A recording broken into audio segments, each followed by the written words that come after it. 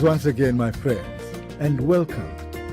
In this part of the DVD, we will look at the work contract, the pay slip, and important policies and procedures in the workplace.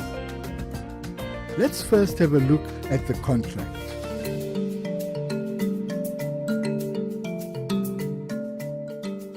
When people like our friends Jan and Sana agree to work on the farm, and the employer agrees to pay them for the work they do, then they've entered a contract. When you enter into a contract, it is like making a promise to someone. It means that you have a responsibility towards your employer and your fellow workers.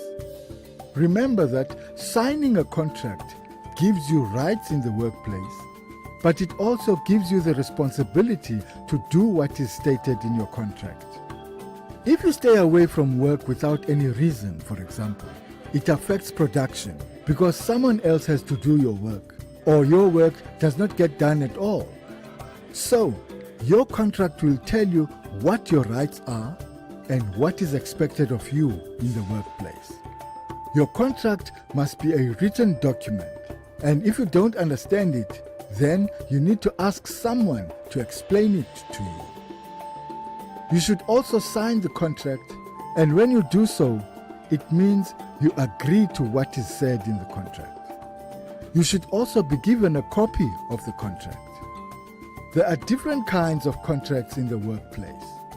Let's have a look at the different contracts.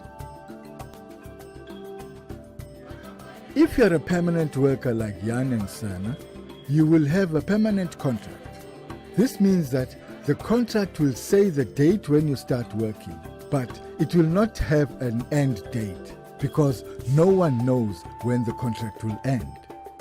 A permanent contract can only be ended in the following ways: by dismissal, by giving notice that you want to end your job. If you are a seasonal worker, you will have a fixed-term contract. This contract will say the date when you start working and the date when you will finish your work.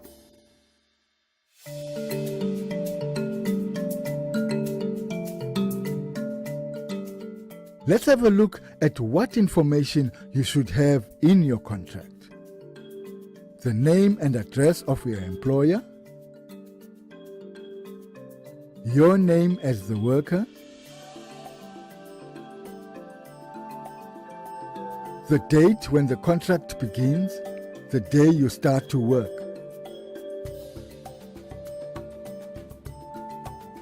The name of the place where you will work. What work you will be expected to do on the farm or in the pack house.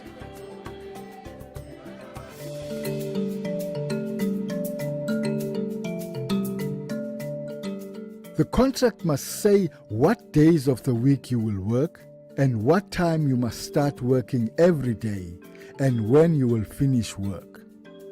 The law says that normal working hours may not be more than 9 hours a day and 45 hours a week, and that young workers between 15 and 18 years old may not work more than 35 hours in a week.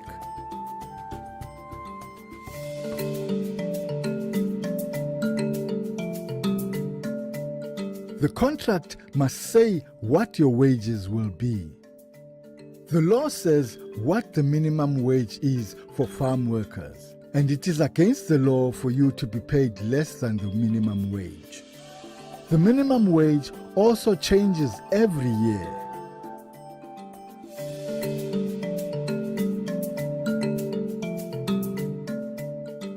Your contract must also say how you will be paid. If you will be paid in cash, or if your wages will be paid into your bank account.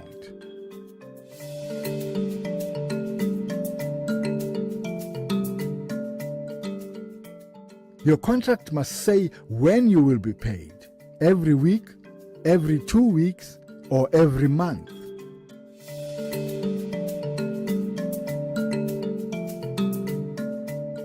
Let me explain. A normal working day It cannot be more than 9 hours. If you work more than 9 hours a day, you must be paid overtime for the extra hours you work. Your contract must say what you get paid for overtime. The law says the following about payment for overtime: 1.5 times your hourly rate for normal overtime, double your normal wage for work on Sunday, double your normal wage or paid time off for work on a public holiday,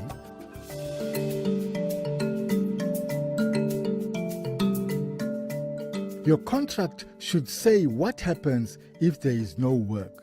For example, if it rains and you cannot work on the farm, or if the packing line in the pack house breaks down. Your contract can say that you will be paid for these days, or it can say there will be no pay if there is no work. Any other payments you will receive must be stated in your contract. For example, payment for piecework, and any deductions that will be made from your wages, for example, UIF.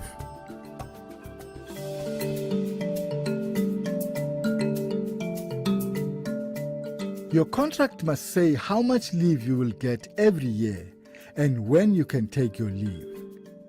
The law says that permanent workers get 15 working days leave a year. Seasonal workers get 1 day leave for every 17 days they have worked. Seasonal workers usually get paid out for their leave at the end of the season because there is no time to take leave in the season time. But permanent workers have to take the time off, and they will be paid for this time away from work.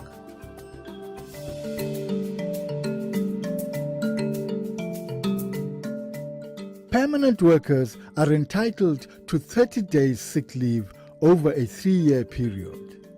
Seasonal workers are entitled to 1 day sick leave for every 26 days worked for the first 6 months. After that, they are entitled to the same sick leave benefits as permanent workers. You need a sick certificate if you have been absent from work for more than 2 days. But this does not mean you can take 2 days off work without a reason. Most workplaces will also have a rule that says it is your responsibility to let management know that you are sick, and if you fail to do so, or do so very late, then you could face disciplinary action.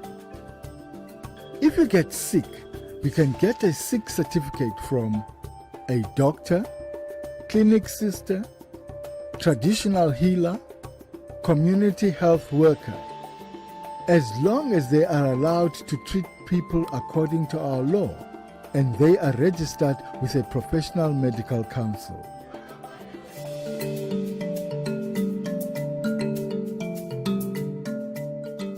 If you have worked on the farm for more than 4 months, you are entitled to 3 days per year to attend to family matters, such as the birth of your child, when your child is sick, in the event of the death of your wife or husband or partner, parents, children or grandchildren.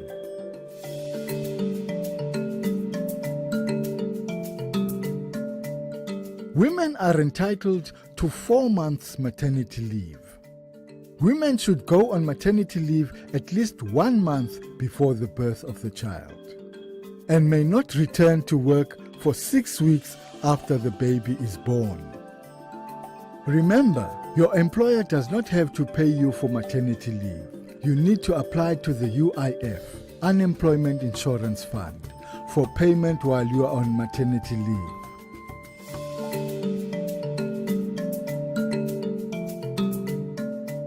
If your employer wants to end your contract of employment, you must be given notice.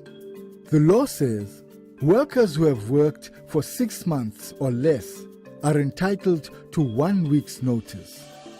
Workers who have worked for longer than 6 months are entitled to 4 weeks' notice. If you decide to leave your job, it means that you are choosing to end your contract of employment. Remember, you have the right to end your contract, but you also have the responsibility to do so properly by giving enough notice to your employer. We have now had a look at the contract of employment and what information it should contain.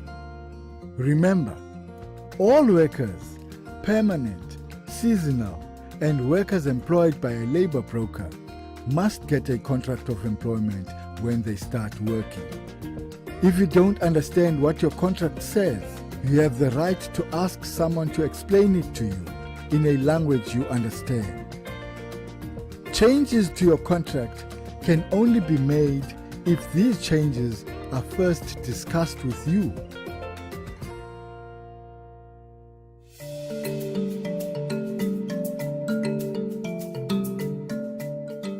We have already spoken about the payslip that you must get on payday. Now let's have a look at the information on the payslip. The employer's name and address, name of worker and the worker's job title, for example, tractor driver. The time you are being paid for. What your pay is per hour and how much you get paid for overtime. The number of ordinary hours you worked during the pay period. The number of overtime hours you worked during the pay period. The number of hours you worked on a paid holiday or on a Sunday. Your wage, the amount of money you must get for the pay period. Any deductions from your wages as agreed. Any other payments that are made to you. Your employer's registration number with the Unemployment Insurance Fund, UIF. How much money you will get paid after all the deductions are made. Remember, you must get a payslip on payday. You must understand what your payslip says. If you don't understand, you can ask your employer to explain it to you. If you are employed by a labor broker, you must also get a payslip.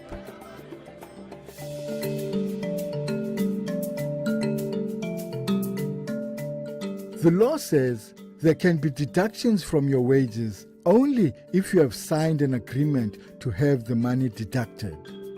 For example, if your child attends the creche on the farm and the creche charges 20 Rand a week to look after your child, you must sign an agreement to have 20 Rand deducted from your wages every week. If you live in a house on the farm, your employer can deduct no more than 10% of your wages for housing. You cannot have money taken off your wages for the following: training you receive in the workplace, tools and equipment or protective clothing that you need for your work, fines. For example, if you broke something or if you did something wrong in the workplace, unless there was a fair disciplinary hearing and an agreement was reached between you and your employer to pay some money back. But the law says your employer must deduct UIF. This money goes to the Unemployment Insurance Fund, and when you are without work, you can claim some money from this fund. Money deducted for UIF is 1% of what you earn. So, if you earn 500 Rand a week, 5 Rand will be deducted from your wages for UIF. Money can be deducted for union fees if you are a member of a trade union and that the union has an agreement with the workplace. Your employer will then pay this money to the union. If a court of law has ordered you to pay money, for example, for the maintenance of a child, your employer must deduct the amount of money that the court has ordered. There is a law that says what kind of deductions can be made from worker wages and how much the deductions can be. It also says what the minimum wage for farm workers is. This law is called the Sectoral Determination 13 for farm workers, and it is part of the Basic Conditions of Employment Act, which applies to most pack houses. This law should be displayed in the workplace where all workers can see it.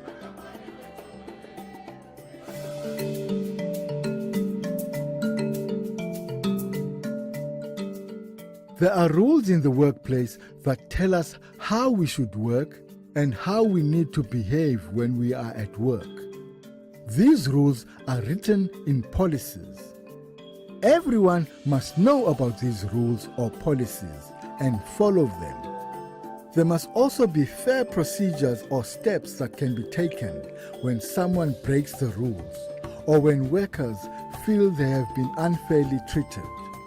All workers must understand what these are and how to use them. Let's have a closer look. Policies and procedures are there to support and guide workers and help workers protect their rights. Policies are rules that say how people should work and behave in the workplace. They must be followed by everyone in the workplace, and they must be based on the law. The policy cannot go against what the law says. Procedures. These are the steps to follow when the rules are broken. These steps must be fair and be the same for all employees. Let's have a look at some of the important policies and procedures in the workplace.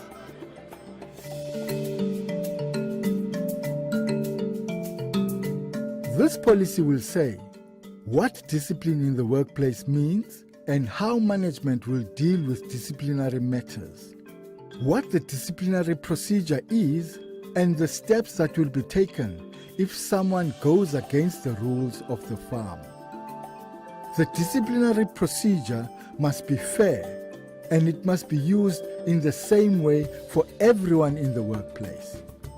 If someone does something that is against the rules, like the worker who was using his cell phone in the orchard, or the workers who were smoking when they should have been working, they must be disciplined. Workers are not allowed to be pushed around or sworn at.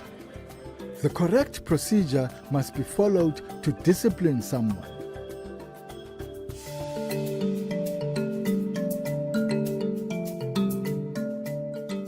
The grievance policy and procedure gives everyone in the workplace the right to report things that are against the law or against the rules.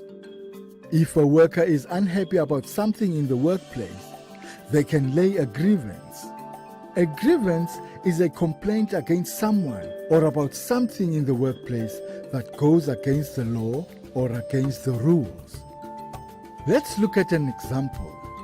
Janine is a seasonal worker who comes to the farm to pick fruit.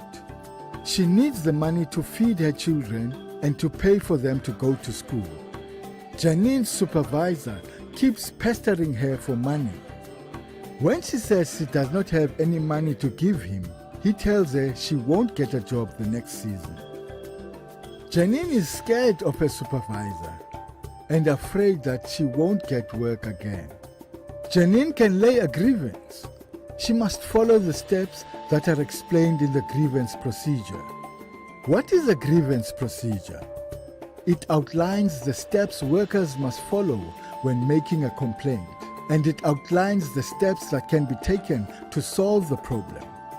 All grievances must be taken seriously by management and dealt with as soon as possible.